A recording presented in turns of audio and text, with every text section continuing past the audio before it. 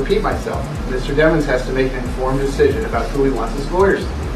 He's now been sitting in our jail for 2. Judge Fye recently made a big decision and let YNW Melly's ex-girlfriend, Mariah Hamilton, out of jail. After she was released, Melly's lawyers got a chance to fight for his freedom too. After coming out, Mariah thanked the people who stood by her. On February 9th, she wrote on Facebook, "To my village, thank you.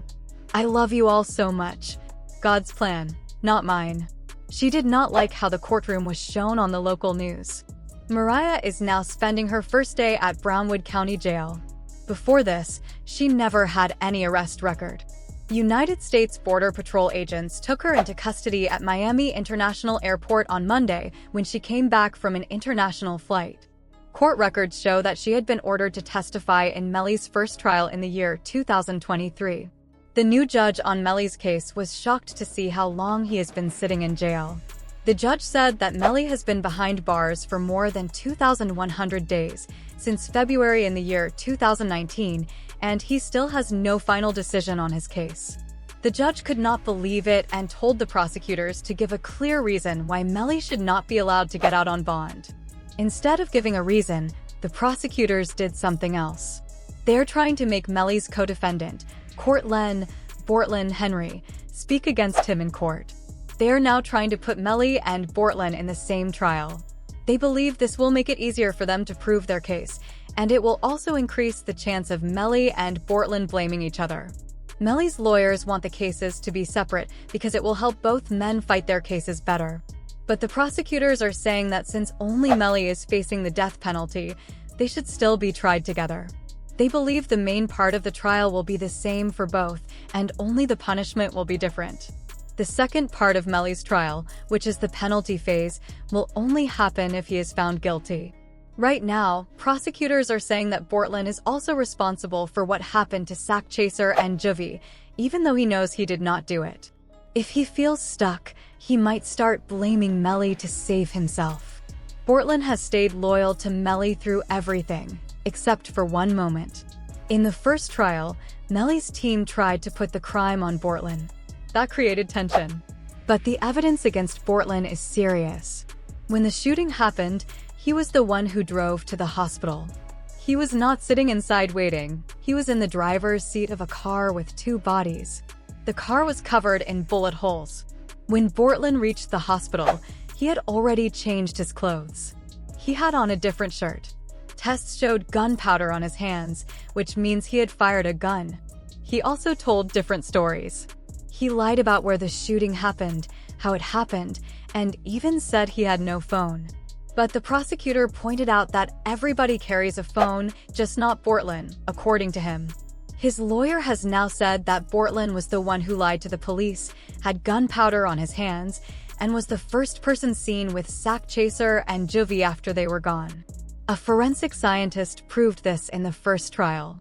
The scientist explained that there were traces of gunpowder on both of Bortlen's hands, which showed he had fired a gun.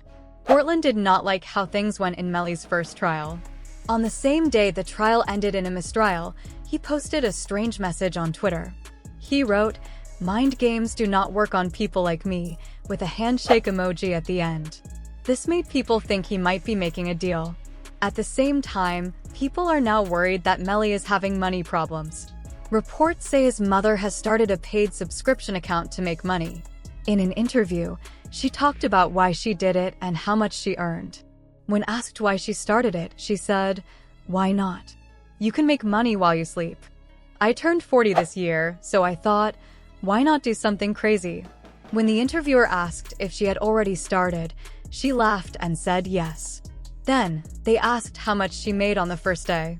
She hesitated but said, "It was pretty epic." When they asked again, she finally gave a hint, somewhere between $40,000 and $50,000 in one day. This shocked people online, as many could not believe she earned that much so fast. DJ Academics shared his thoughts on the situation, and he did not hold back. He said, "Melly's mom just announced she is starting an account, and to be honest, I do not understand it. It is confusing to me. Her son is fighting for his life, so why is she doing this?" He said that in hip-hop, some mothers want to be in the spotlight just like their sons. He gave an example of Blueface's mom, but did not mention others. He always found Melly's relationship with his mother interesting, but he never thought she would do something like this. He also said he does not believe she is doing this for money. But social media did not agree. In an interview with No Jumper, Melly's mom and his brother talked about how much money Melly has been spending. His mom made it sound like everything was fine, but his brother told the truth. Melly has spent a lot of money on lawyers, his brother said. But he also spent a lot on things he should not have. When asked what things, he said, cars, jewelry, and he is not even out to wear the jewelry. I told him, why are you buying jewelry when you cannot even wear it? His brother made it clear that lawyers should have been the main focus.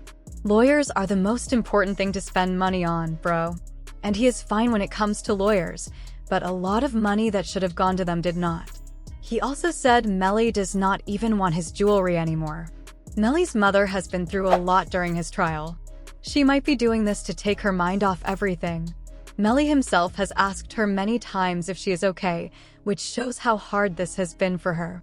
But Melly's money problems are about to get even worse. The state is now opening a new case against him for witness tampering. They believe Melly is the reason Mariah Hamilton left the country and did not show up for his first trial. If he is found guilty, this charge alone could put him in prison for life. But still, that he spent a lot of money on lawyers. Like an amount that would probably... That kid spent a lot of money on a lot. The worst part is that this is a new case, so he will have to spend even more money on lawyers. Prosecutors have now filed 6 new charges against Melly and 2 other people. These charges include tampering with a witness and leading illegal activities. Some of the new charges against Melly include trying to tamper with a witness, planning to do it, and using a device in the wrong way to make it happen. Some of these charges could send him to prison for life if he is found guilty. But now, with his ex-girlfriend Mariah Hamilton involved in the second trial, she might be the one to put him behind bars. People from her hometown say she talked to him on the phone the night of the crime. Juvie's father started looking into Mariah and found out how Melly might have made sure she did not show up for the first trial. It is said that Melly found a secret way to communicate. Since he was not allowed to use the phone, he was writing notes and passing them to people, who then called others to deliver his messages. They were trying very hard to stop people like Mariah and her mother from testifying. They even used secret names like Rihanna and Rocket's baby mom, so nobody would know what they were talking about. Now that the state is charging Melly with witness tampering, they have completely stopped him from using the jail phone and reading his mail. His mother, Jamie King, spoke about this and said it is not fair because he has not been found guilty of anything yet. My son has not been found guilty of anything, and even people who have been found guilty are allowed to use the phone, write letters to their families, and get their mail. But they're keeping his mail from him and not giving it to him, she said. The fact that the jail took away these rights likely means they have strong evidence and are saving it for court. They do not want to risk Melly talking to people outside and interfering with the case even more. But for Jamie King, this is very painful. In an interview, she was asked how she felt when Melly said he was scared for his life. Her voice was full of emotion. It is heartbreaking. It makes me feel completely helpless, she said. She also said the Broward Sheriff's Office needs to be investigated for the way they are treating her son. They are making up their own rules. We tried to go to court about this, but the judge does not really control the jail. We even had a hearing about how they are treating him badly, but the jail just does whatever it wants. That is not fair. They should have to answer to someone too. Melly's situation in jail has caught a lot of attention online. Charleston White even spoke about it, saying that Melly deserves to be mistreated in jail. I am so happy he is in jail getting mistreated, Charleston said. When you take a life, you do not have the right to complain about anything. You made that choice. Boozy also spoke out, but his response was different. He talked about how much stress Melly's mother is going through. I met his mother while he was locked up. She is real, bro. She is really stressed out. I heard about everything she has been going through, Boozy said. I reached out to him because I am real too. His mother is a good woman, bro. When I see mothers going through this, it reminds me of what my own mother went through. Meanwhile, Melly's lawyers are doing everything they can to get him a bond. When a new judge took over the case, they pointed out that the prosecutors in the first trial admitted there was no gun found. I do not have a weapon, so I cannot even run proper tests. I cannot do any examinations because I do not know what to compare them to, a forensic expert said. Melly's lawyers also brought up GPS evidence that shows he was running down the street while the crime was happening. They even showed messages proving that he was texting his girlfriend at the time. He told me a car pulled up and someone was shooting at them. I asked him if he was okay, and he said a car was coming up behind him. He was hiding. He said, "I think they are still out here." I asked where Sack and Juvie were, and he said, "I do not know if they are in the car." Even with all this evidence, the judge still did not grant Melly a bond. But the worst part is that the prosecutors have not stopped digging deeper into the case. As Melly's retrial gets closer, investigators have found new details about why he may have done it. They discovered that Melly was close to King Von before he was arrested. In an interview, a former O-Block member said that Melly once asked King Von how to deal with Sack Chaser and Juvie. Did Von really say that Melly talked about his two friends? The interviewer asked. He did not say it directly, but you know when someone hints at something without saying it clearly? That is what he did. After I posted something, he got mad and asked why I put it out there. He was like, "We are supposed to be a team, and you are trusting them over us?" According to this O-Block member, Sack Chaser and Juvie were taking a big share of the money YNW was making, even though they were not putting in as much effort as Melly and Portland. The two of them were working hard to grow YNW's brand, performing at concerts, securing brand deals, and selling merchandise. They were the ones making sure that the group stayed relevant and profitable. Despite that, the money was being split equally among all four of them.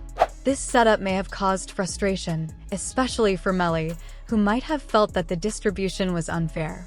If he and Portland were doing most of the work but still receiving the same amount as Sack Chaser and Juvie, it could have created tension within the group.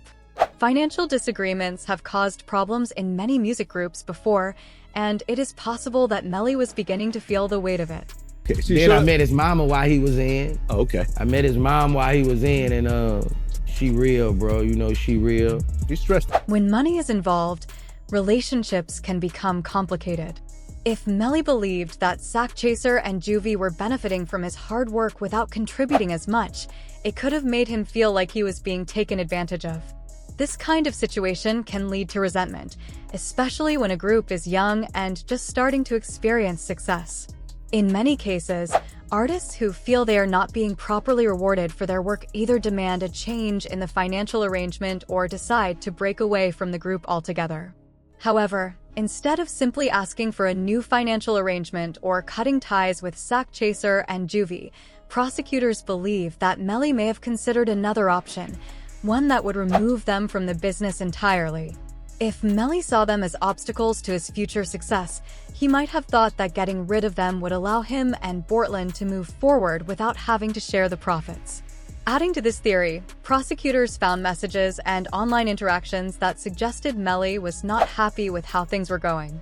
Some of his conversations hinted at frustration over money, and certain messages even seemed to show him bragging after the crime took place. This further supported the idea that financial disagreements may have played a role in what happened. Additionally, Melly's close relationship with King Von is another factor that investigators have looked into. King Von was known for having a street mentality and handling problems in a certain way. If Melly went to him for advice about Sack Chaser and Juvie, it is possible that Von encouraged him to take action. Given Von's background, prosecutors believe that his words may have influenced Melly's decision-making. With all of this evidence coming to light, it has become clear that money may have been a major motive in this case.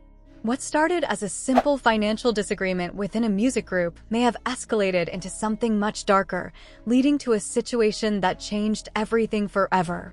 Since King Von was known for being tough in the streets, he may have told Melly to handle it in a certain way.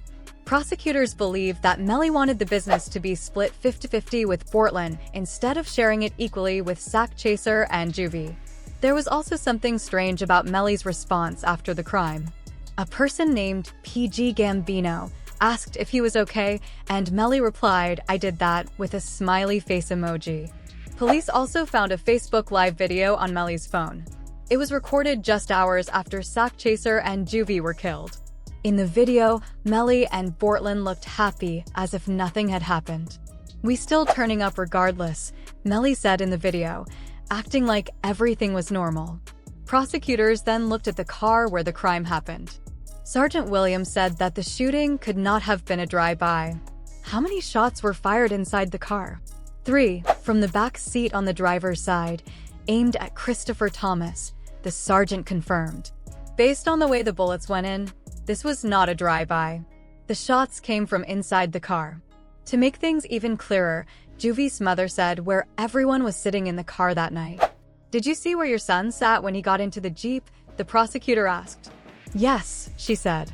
"He sat in the back seat on the right side." "And did you see who sat behind the driver?"